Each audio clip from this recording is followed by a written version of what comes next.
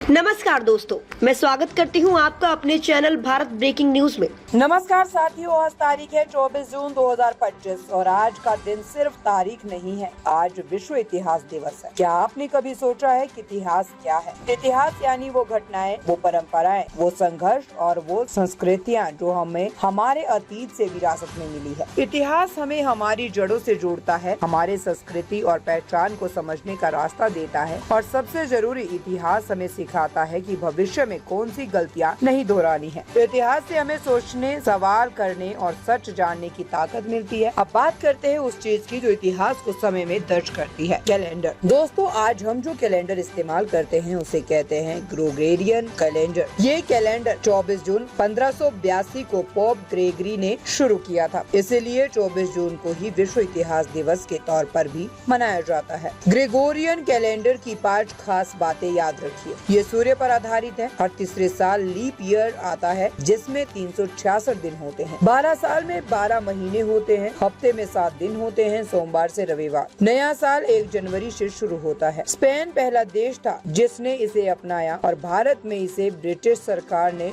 21 नवंबर 1752 को लागू किया था। भारत को तो आजादी 15 अगस्त 1947 को मिली, लेकिन ब्राह्मणवादी सत्ता ने वही कैलेंडर जारी रखा क्योंकि इससे उनका एजेंडा चलता रहा, दलितों का इतिहास मिटाना और झूठ को महिमा मंडित करना। इसीलिए 1974 में संयुक्त राष्ट्र महासभा ने तय किया कि हर साल 24 जून को विश्व इतिहास दिवस के रूप में मनाया जाएगा ताकि दुनिया अपने सांस्कृतिक और ऐतिहासिक विविधता को याद रखे। अब बात करते हैं बाबा साहेब डॉक्टर अम्बेडकर की। बाबा साहेब ने 30 मार्च 1943 को एक लेख लिखा जिसमें कहा, इतिहासकारों ने जानबूझकर दलितों के इतिहास को अनदेखा किया क्योंकि ज्यादातर इतिहासकार ब्राह्मण या स्वर्ण जातियों से थे। लेकिन क्या दलितों ने इतिहास नहीं रचा? बिल्कुल रचा, बस उन्होंने अपने तरीके से उसे सहेजा। बुजुर्गों ने कहानियों और लोक गीतों के जरिए इतिहास को पीढ़ी दर पीढ़ी पहुंचाया। गाथाएं बनी, लंबी कविताएं बनी जिनमें संघर्षों की गूंज थी। छोटे मंदिर, मूर्तियां, वाड़े, चमाड़ियां,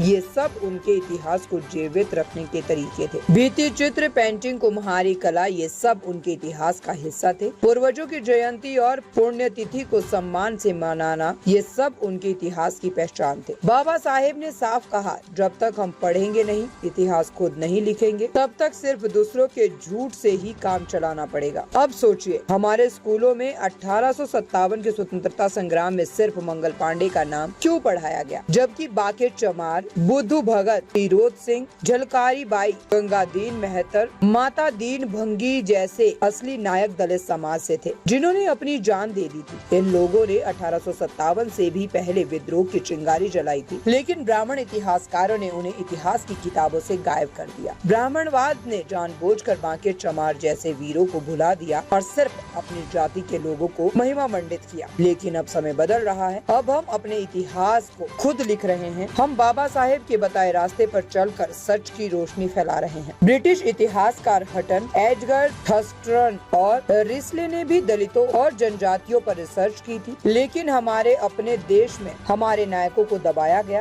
बाबा साहेब कहते थे, शिक्षित बनो, संगठित रहो, संघर्ष करो। इसलिए उन्होंने शिक्षा को सबसे ऊपर रखा ताकि दलित समाज का बच्चा भी इतिहासकार बन सके, अखबार चला सके, यूट्यूब चैनल बना सके और अपने पूर्वजों के संघर्षों को पूरी दुनिया के सामने रख सके। दोस्तों, इतिहास हमारी जड़ है, इतिहास हमारा गर्व है और इतिहास ही हमारे भविष्य का रास्ता है। आज विश्व इतिहास दिवस पर हम सभी बाबा साहेब को नमन करते हैं और संकल्प लेते हैं कि अपने समाज को, नायकों को इतिहास में वो जगह देंगे जो उन्हें कभी नहीं दी गई। जय भीम, जय संविधान, जय इतिहास।